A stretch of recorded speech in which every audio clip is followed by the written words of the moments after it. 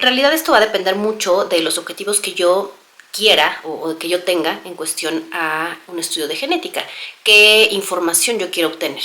Y depende mucho la etapa de la vida en la que me encuentro. Hoy en día hay una cantidad de estudios genéticos que se están ofertando incluso de forma muy comercial. Existe, por supuesto, mucha mercadotecnia y a veces nos desviamos un poquito de los objetivos y cuáles realmente nos van a dar una información que yo realmente quiero obtener. Entonces hay que tener muy claro esto y por ello es importante siempre tener un asesoramiento adecuado. Entonces existen estudios genéticos que van dirigidos a diagnosticar una condición específica, una condición genética, un síndrome genético o una condición hereditaria, ¿no? Como sería el cáncer hereditario, o ciertos síndromes genéticos como el síndrome Down, entre muchos otros, porque claro que en genética tenemos muchísimas condiciones que podemos diagnosticar con estudios.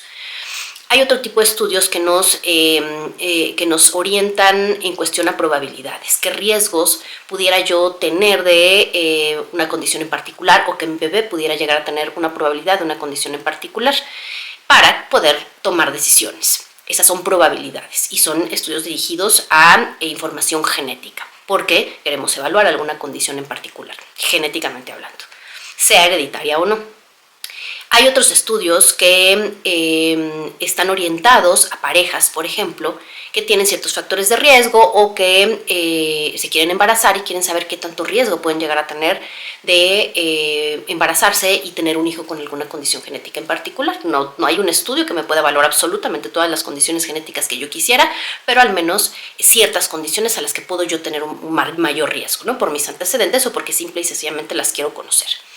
Y existen también estudios genéticos o que estudian información genética que hoy en día pues, son los que están mucho de moda. Este tipo de pruebas son las clásicas que a lo mejor buscamos porque queremos ver qué tanto riesgo puedo llegar a tener de presentar diabetes, cáncer, enfermedades psiquiátricas, enfermedades autoinmunes, un sinfín de condiciones. Y hay que tener muy claro que este tipo de pruebas nos analizan ciertas variantes genéticas que son muy comunes y que en realidad dependen de muchos factores, no solo de tener la variante genética para presentar la enfermedad. Por eso es muy importante saber qué tipo de variantes genéticas están analizando las poblaciones o la población en la que estoy analizando este tipo de variantes, si realmente me va a dar algo certero, ¿no? Para la población en la que yo vivo. Y ¿qué otros factores de riesgo estamos teniendo? Porque evidentemente hay factores de riesgo genéticos y factores de riesgo no genéticos, como son los ambientales, mi nutrición, mi estilo de vida, mis hábitos, etc. Todo eso me puede llevar a una información mucho más valiosa que solo decir tengo esta variante genética y entonces pues me tengo que estresar porque a lo mejor voy a tener un tipo de condición autoinmune o un cáncer, ¿no? Sobre todo hablando de este tipo de enfermedades que son multifactoriales, que no tienen un incremento sustancial de riesgo por una sola variante que yo encuentre.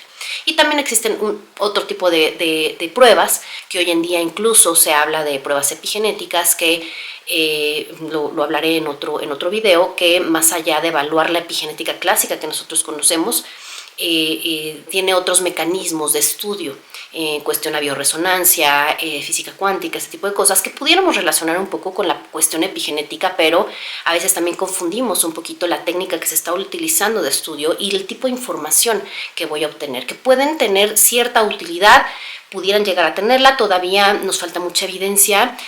Yo la verdad es que no estoy en contra en su totalidad, porque finalmente sí nos dan cierta información útil.